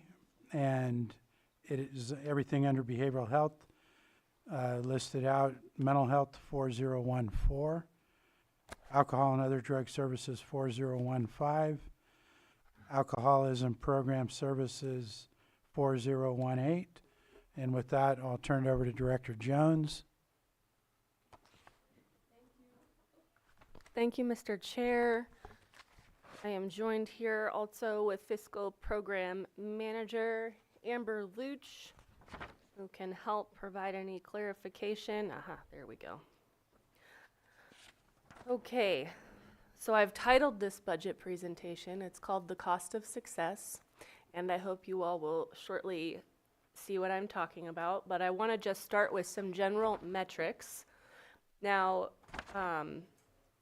I didn't isolate the service unit growth, and this is for both budget units for not DUI, which is the 143. Yeah, 4018. That's not really included in these numbers because it's such a small little strange program. And so I didn't isolate the service unit growth just between 23-24 and 24-25, but what I can say is that from the initiation of CalAIM, which is California and Advancing and Innovating Medi-Cal, we have seen our service unit growth of over 200%, which tracks with the other information your board has received. And just to clarify, that is in billable service units, so it's a unit analysis. It doesn't matter what type of service, but just overall are more units of behavioral health service being provided. So that's a really remarkable growth and is in line with what has been asked of us by the California Department of Healthcare Services to expand services. We have also seen a budget growth from fiscal year 22-23 to present of 57%, which is quite a lot. We have seen our contracts and our invoices increase by 188% also in that time frame. And you all may recall that beginning July 1st of 2023, CalAIM payment reform was initiated, and as a result, we are required as a behavioral health plan to participate in share of costs for billable services depending on the individual member's aid codes. So we've determined that the majority of our payer mix is a 50-50 split, which means that if you had a service for $100 and the state will say, okay, county, you must pay 50% of that, that's $50 that we have to pay essentially to purchase that service. It doesn't matter if we provide that in-house or it's contracted out, that is still the share of cost. Aid codes also can go up to 90-10, where 90% of it is covered by the state and we only have to pay $10 for that service in this $100 math equation. So that IGT, which stands for Intergovernmental Transfer, which is the mechanism by which we provide that share of cost to the state, has grown by 108%, which is reflective of the service volume that we've seen increase. So I just want to preface the budget presentation with that general context of service. So far to date, this current fiscal year, and this is now outdated, we're on the 16th, but this is as of June 3rd, we had recorded over 109,000 service units, which is a lot considering that our service population, our census of clients is like around no more than 2,000, I would say, on a monthly rolling average. So that's a lot of services being delivered, which is what you want to see as a behavioral health plan. We have already issued $25.1 million in contracted payments. The bulk of that would be in acute psychiatric hospitalization costs and other placement costs that are out of county. And this year we have already matched $7 million to purchase services. So again, in that math match equation, that's what it's cost us so far. And it'll obviously be a bit more than that at the close of the fiscal year, but that's a pretty good number to guesstimate of where we're going to hover for the closing of this fiscal year. It's important to note that CalAIM, as I've talked about extensively, has complicated everything. And one area that we had not sufficiently tapped into is something called administrative claiming.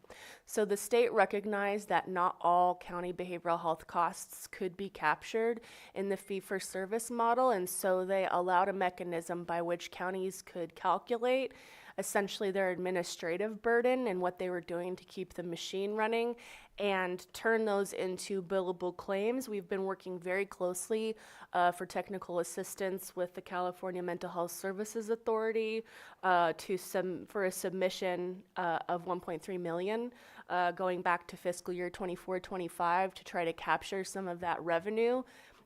We are right on par with other counties that have similarly been struggling with how to navigate the administrative claiming process, which has been incredibly complex, labor-intensive, and difficult.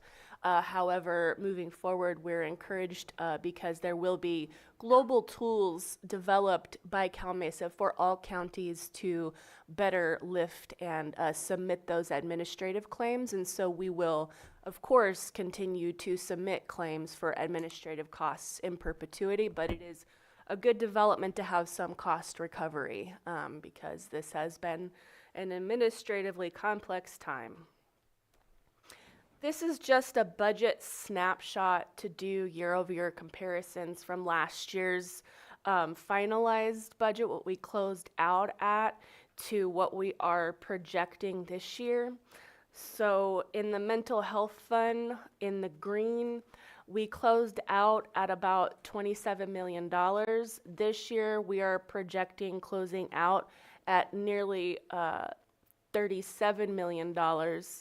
And we'll dive deeper into the drivers of those costs here shortly.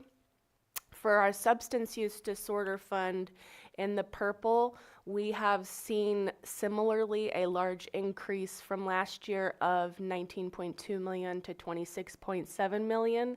I can tell you right away that the primary driver of that budget increase was a successful launch and implementation of our drug Medi-Cal organized delivery system, which has dramatically expanded the levels and types of care that we can bill Medi-Cal for, which were previously unavailable to us.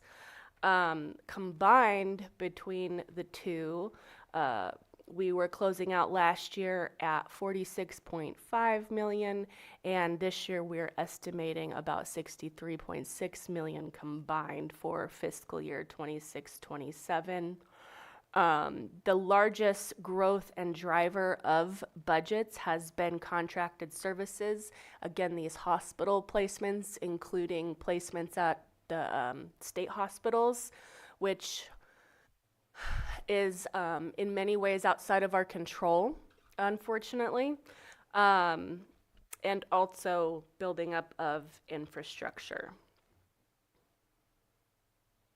So this is diving deeper into what is driving these increases. We have, again, successfully expanded our drug Medi-Cal network of care. So more people have access to more services than ever before.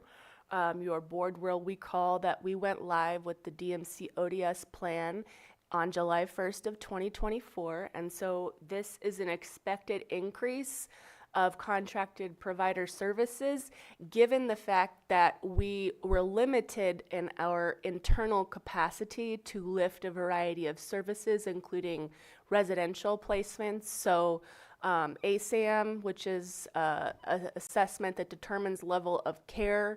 It determines outpatient all the way to hospitalization. So we provide outpatient substance use disorder treatment, but anything requiring somebody to go stay in a place is something we're not able to provide, and we are contracting out, including detox and withdrawal management services. Also, that huge increase in mental health placements and welfare care. What does that mean? So we are charged with facilitating payments for individuals on conservatorship, individuals who are placed in the state hospitals, who are not able to remain in our community. We do work diligently to bring those individuals home, but given our limited placement options within the county, that has been one of our barriers that we're working to remedy, recognizing that not only do we want to bring people home from a monetary perspective, but also from a client-centered perspective. Contracted services also remains a driver, notably with regard to the provision of specialty mental health services and medication management services. We do not, in our budget allocation, have any positions that are prescribers or nursing staff. And that decision, that decision was made because of repeated recruitment failures. We were unable to recruit or retain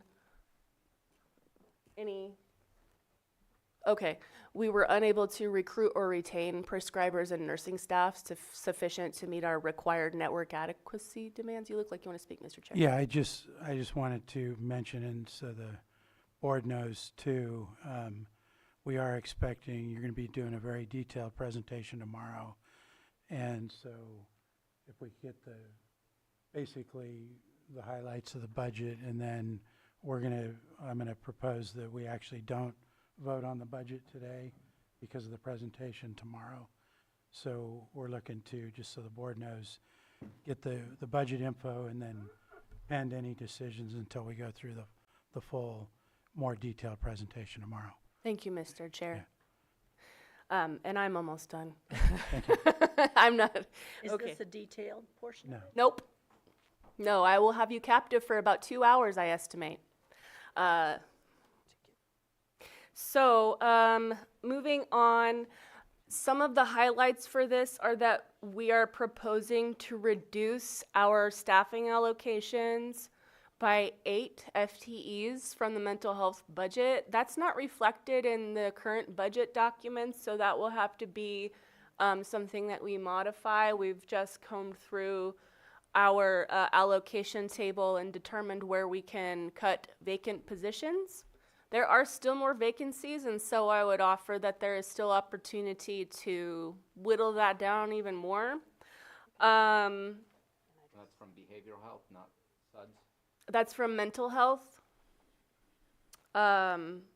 We did allocate, and your board will see a request to add 2 outreach and prevention specialist permanent part-time allocations. I regret that that was made an error. Those should have been a request for 2 900-hour extra help positions, and those are funded from the Lake County Continuum of Care to do housing and homelessness outreach. However, they're incorrectly, the title of the positions is incorrect, so we'll have to make that change, but I just want to let you all know. And just a summary of some of the positions that vacant positions that we are eliminating. That is one cost control strategy, budget authority strategy that we are proposing. And that would conclude my presentation. I'm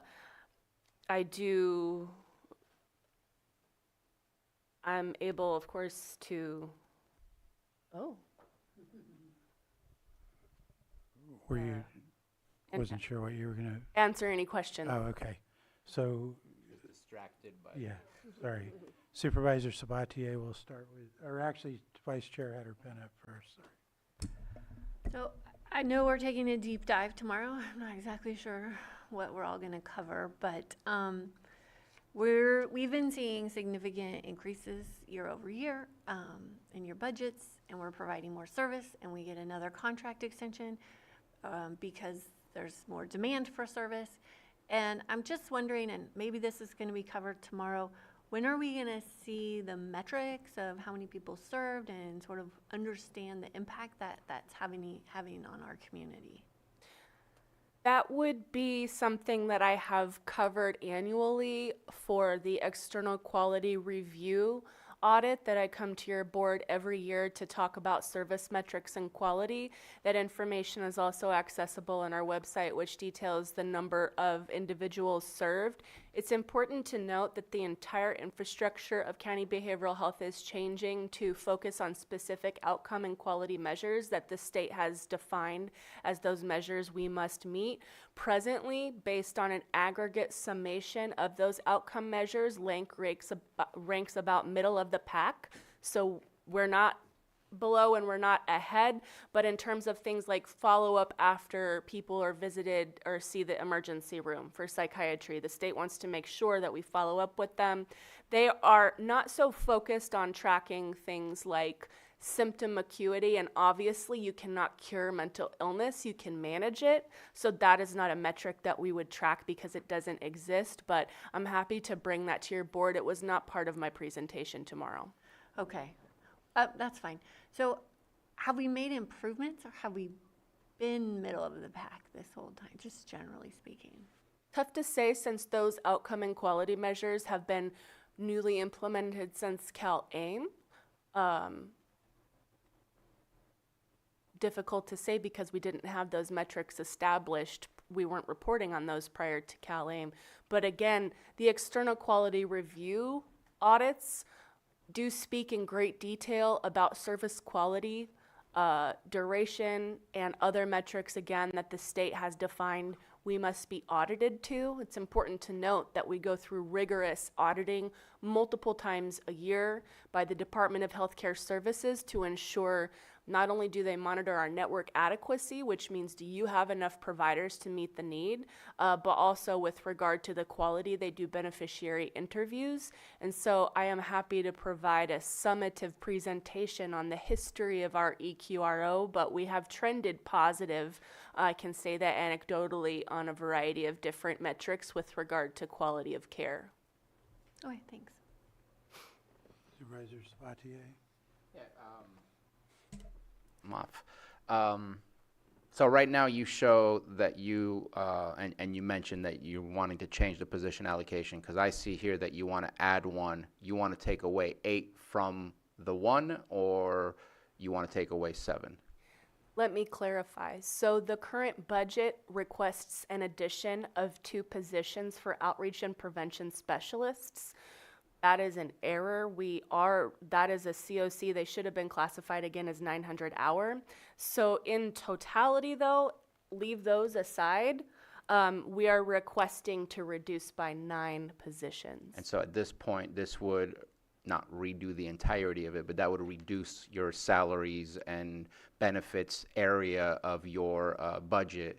Because what I'm looking at right now is you have a very fine line in what you anticipate to receive in revenue and what you anticipate to spend in your appropriations. You end up with a cost of $14,000 that would drastically change. So I'm looking forward to what that looks like, because I was a little concerned about that really tight line that you were walking.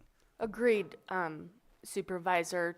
And so there is also the potential, it's important to note those are vacant positions. And attrition, that word came up, and so we're using attrition as an opportunity to examine positions and determine whether or not we need those moving forward.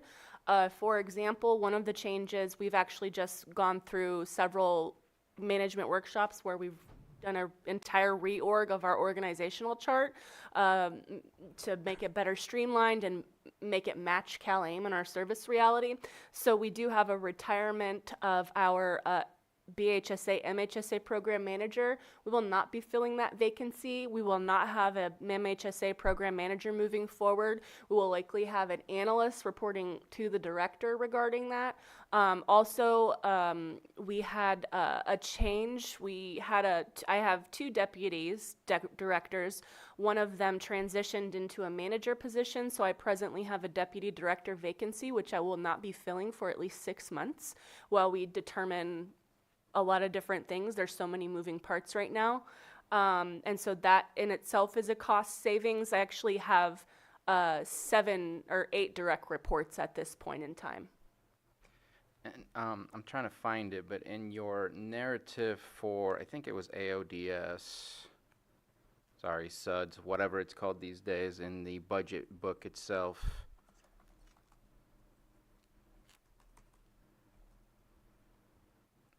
Apologize, my computer is going slow. But in the reserve section, it seemed off, where it says budgeted reserves is 2.4 million for settlement funds, which is the opioid settlement funds, and then 1.2 for general. But when I look at our fund summary, it says it's 9 million.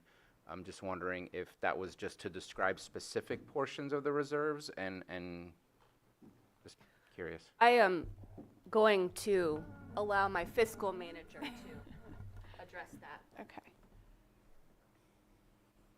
So for the OSF reserves, we are decreasing it by the amount in that box of $2,860,697. That was the amount that was actually issued in payment at that time, which will have to be updated at mid-year because there have been other awards and other payments on contracts that were already awarded.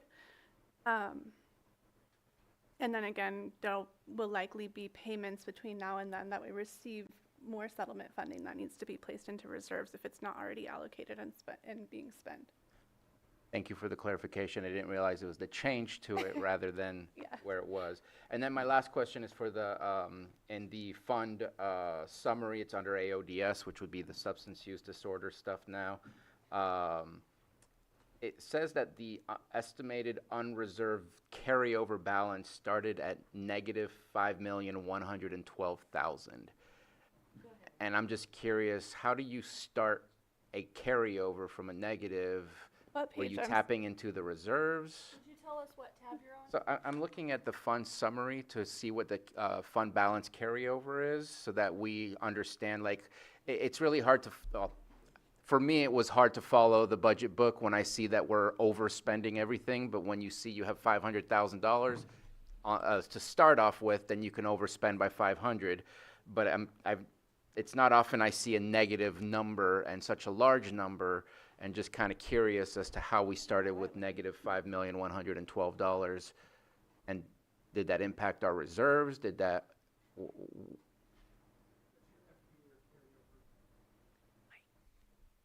So that would have, it's likely the OSF reserves carryover. I don't know why it would be negative though. If it's possible to maybe explain tomorrow, if that's, that way I don't have to put you on the spot. It's just a big number that was not necessarily explainable by what I've learned through this process. Yes, we will come back. We will come back with that. Thank you.